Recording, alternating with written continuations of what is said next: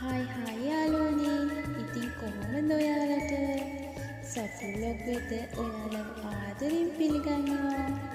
අද මං රසට මේක් කරපු රයිස් එකක් තමයි ඔයාලට පෙන්වන්න යන්නේ. ෆස්ට් ටයිම් මං කීරි සාම්බර් 1 කිලෝ එකක් කුක් කරගත්තා. ඒ අතර leeks, carrot, chicken small sizes වලට කට් කරගත්තා.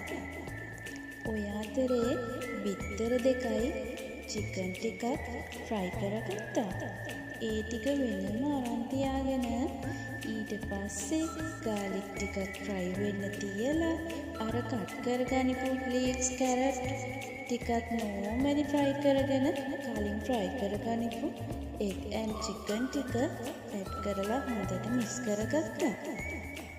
රස පදමට සෝල්ට් එකතු කරාම කුක් කරගත්ත මික්ස්චර් එක කලින්ම උයාගනිපු රයිස් එකට ඇඩ් කරලා හොඳට මික්ස් කරලා තමයි මම මේ ඊසි ඇන්ඩ් සිම්පල් රයිස් එක හදාගත්තේ. ඔයාලත් මේ විදියට try කරලා බලන්නකෝ. See you soon. මාව subscribe කරන්නත් අමතක කරන්න එපා. ඔයාලත් මේ විදියට try කරලා බලලා මට comment කරන්න. මේ වීඩියෝ එක හොඳයි නම් ෂෙයා කරන්නත් අමතක කරන්න එපා. බයි බයි.